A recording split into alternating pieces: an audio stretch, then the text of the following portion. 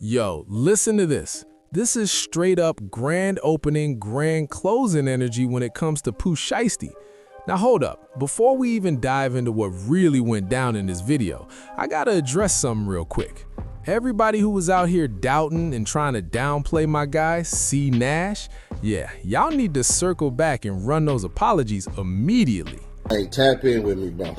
I can get you your shit back. I can get you your ring and your watch back, brother. If y'all don't know, Gucci Mane got his ass robbed. And it took him out of his watch, and it took him out of his ring.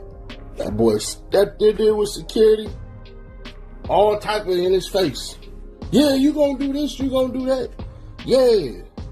Security went for his shit, they drew down on security. How much more detail I could tell on that one? We ain't finna do all that. But Gucci, if you want your shit back, tap in. Tap in, bruh. Listen, tap in, bruh. You can get your shit back. I ain't finna put that shit up on goddamn camera or nothing like that. But y'all go see Gucci Mane. Holla at Ceddy Nash, bruh. You know, I am the streets. I can't be California landlord for no reason. But Gucci Mane got his ass robbed, bruh. There's more to the story. We're just gonna leave it at that. Y'all want the full shit? YouTube, Ceddy Nash. I'm gonna break it all down. Listen to this. A whole lot of y'all jumped straight into the comments saying Cy Nash is capping, he's not even a credible source. Hold up, y'all really tried to label Cy Nash as a liar like that? Meanwhile, he was actually the first one to put this entire story out there. But for whatever reason, a lot of people just refused to believe what he was saying. Now fast forward about 2 months later, and guess what? Turns out Cy Nash was telling the truth the whole time. Pooh Shiesty, along with 8 other individuals, just got picked up for allegedly robbing and kidnapping Gucci Mane. And according to the feds, this whole situation ties back to Pooh Shiesty trying to get out of his contract with Gucci. I'm the U.S. Attorney for the Northern District of Texas. Thank you for coming. This week, 9 individuals, including well-known musical artists, kidnapped and robbed at gunpoint numerous victims at a music studio in Dallas, Texas. 8 of the 9 were arrested yesterday in Dallas, Memphis, and Nashville.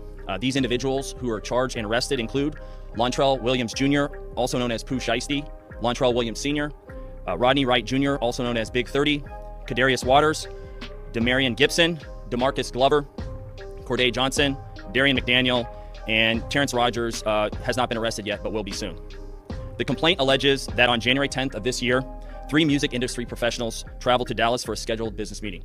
Lontrell Williams Jr. arranged this meeting purportedly to discuss the terms of his recording contract with one of the victims. As alleged, once these 3 men were inside the recording studio, Williams Jr. and 8 co-conspirators, several of whom traveled from Memphis, Tennessee, executed a coordinated armed takeover. As alleged, Williams Jr. produced an AK-style pistol and forced one of the victims to sign a release from the recording contract at gunpoint. The remaining conspirators displayed firearms and robbed the other victims of Rolex watches, jewelry, cash, and other high-value items. One of the victims was actually choked by one of the defendants to the point of near unconsciousness. Defendant Wright barricaded the studio door with his body to prevent the victims from escaping. The ringleader of the conspiracy, Lontrell Williams Jr., was on home confinement at the time of the offense, as alleged, for a prior firearms conspiracy charge and conviction out of the Southern District of Florida. Towards the end of his prison sentence, he had been granted home detention. Part of the terms of his home detention were that he would not commit another federal offense or possess a firearm. His father, Lontrell Williams Sr., is alleged to have helped plan and execute the federal kidnapping as charged in the complaint. And as described further in the complaint, within hours of leaving the Dallas studio, a number of the defendants were on social media displaying some of the items that appeared to be the jewelry that had been robbed from the victims. Hold up, how reckless do you really have to be to go and post something like this? You literally just stepped out of prison, like first day out fresh. First Day Out was going crazy when it dropped. Numbers up, momentum on your side, and now fans are sitting there waiting for your next album. So why do you keep falling back into the same cycle every single time? Even if you wanted out of that deal with Gucci Mane, let's be real for a second.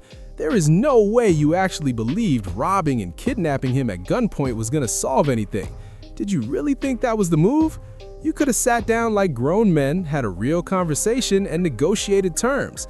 Tried to find some middle ground where both sides walk away straight, even if you wanted out. Because listen, the music industry is not the streets. I'm gonna say it again. The music business is not the streets. And yeah, even if you sign to somebody with street ties, that doesn't change the paperwork. Once you put your name on that contract, you're legally bound to it. You can't just bully your way out of a deal like that. And for the people out there saying Gucci snitched, nah, that's not even the case. Reports say Gucci was with his cameraman and his security, who's actually an off-duty cop. Pooh Shiesty, you messed up heavy this time, bro. Yeah, you made back in blood, but there were way smarter ways to handle this situation legally. This ain't the 90s, and it definitely ain't no movie scene. You can't threaten your boss, kidnap him, and expect to walk away untouched. Listen though, drop your thoughts in the comments. I really want to hear what y'all think about this wild situation. If you were in his position and wanted out of that contract, how would you move?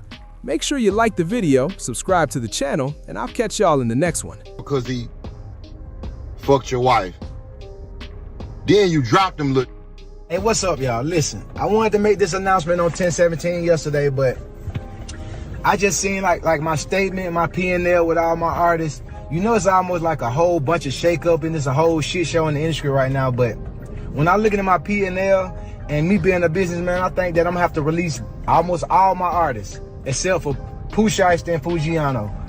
This is a decision I didn't want to make. I thought about it, you know what I'm saying? I could keep all of them under the contract. But I said, hey, fuck it.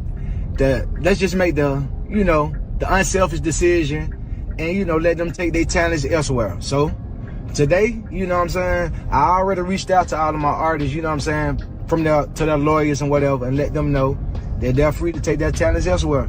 And I'm still looking for new talent to pair up with, you know what I'm saying, Pooh and Fu, and that's where I'm gonna put my focus. And I just wish them the best. And I just want to let everybody know that, because hey,